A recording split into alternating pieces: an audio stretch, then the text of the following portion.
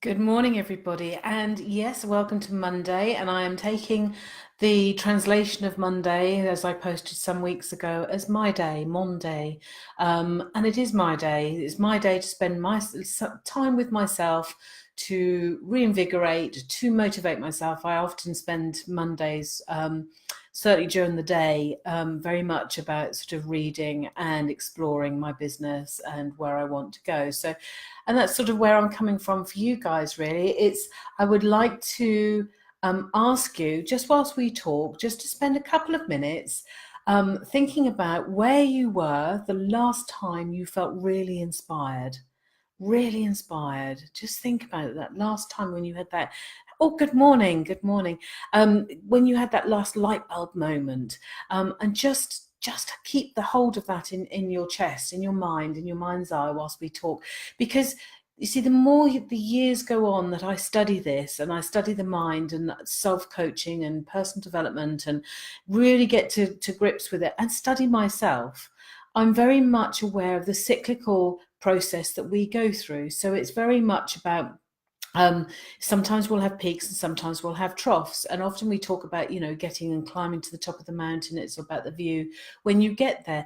But the thing is, most of the time we appreciate that because we've come from lower down. So never despise going further down because, we all have to have something to strive for. It's not about staying at the top of the mountain. It's about enjoying the view. And sometimes we come down to a different part of the mountain because we want a different view, and that's all fine. Now, last week, as some of you know, my body screamed so loudly at myself in order to say, just bloody stop, Liz. Now, things have been really stressful. And as most of you know, I still work for the NHS, and it's been really stressful at work. And you just keep ploughing on and ignoring the backaches and the colds and the flu sort of aches and pains and things. And then out of the blue, the body just went, it's enough, Liz, it's enough. And I actually listened this time, which was quite remarkable. And I did. I took several days off to recuperate. Now, when you are all consumed by not feeling well or something not being right about the world, there is no creativity in you. There is nothing. You could have left £50 note on the floor and I would not have got up to get it. And that's saying something. But it's that sort of, you cannot, whilst you're in the depths and the dungeons of your mind, going over old, excuse the language, tish, when you're going through all of that, you cannot be inspirational. You cannot inspire yourself. You don't move forward. You feel really rubbish and really stuck like glue, like you're trudging through stuff. So it's what I call almost flatlining. It's like there ain't nothing there, babes. There's nothing to go on. So in actual fact, what I'm saying to you is, if we were honest much earlier on and we listen to the language that we're using, like, what's the point? I can't be bothered. If we actually listen to some of that language, we would get there much quicker, and we probably wouldn't go physically downhill quite so fast, let alone anything else, and wouldn't let go of the reins, which is then a free for all, especially if you're in business. It's like you can't afford to let go of the reins, can you? So if you think about it, not being bothered means you're not terribly concerned. What's the point? Have you lost sight? If you think about it, if you've lost sight, which is what's the point, that's what you're asking yourself. Where am I supposed to be going? What direction am I supposed to be going in? If you can't be bothered and you're not concerned about it, is the point big enough? Where are you? Now, yes, we could continue to force creativity. Doesn't work. We could beat ourselves up about it, and my God, I think anybody who knows me will know that it's not right. And actually, all you do is destroy that inner person, which doesn't deserve to be beaten. It's just literally, we just need to chase a little bit of where we've come from, and that means sort of really identifying actually that beautiful soul that you are inside and nurturing that. Yes, we could repeat the patterns and we just go through the motions and hope that it all comes back. And depending on what the blocks are, it might well do. But if you break those down, certainly two of them. One is, repeating the patterns and hoping that it comes back. Well, there's a great saying, isn't there, that things come to those who wait. Yep, they do. Not often the best things. Often, if you wait long enough in the middle of the road, you will be crushed.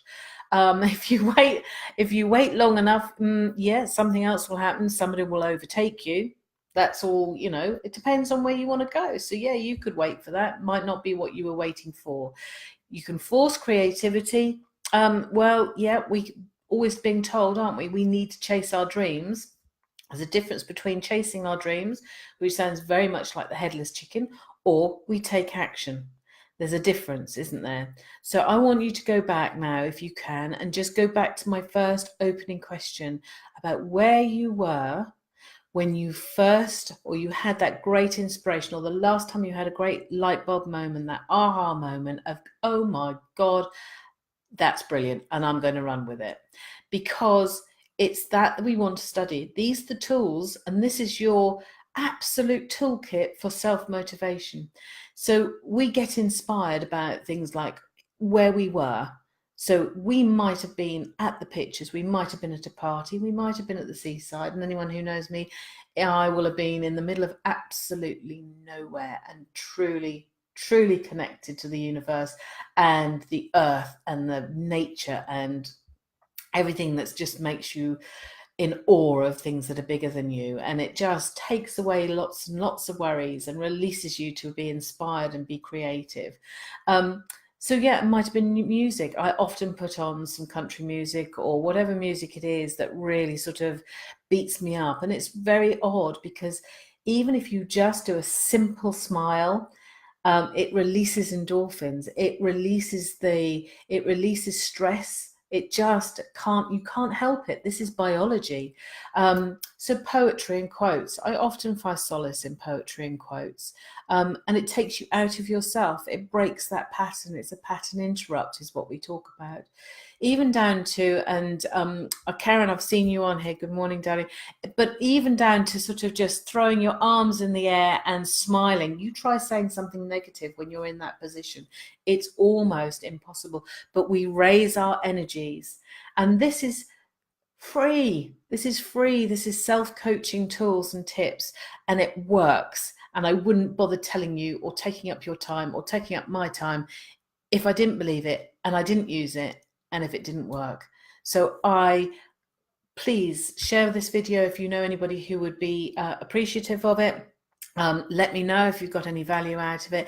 Thank you so much. I've just started seeing some names coming up, and I do appreciate all your support. So thank you so much.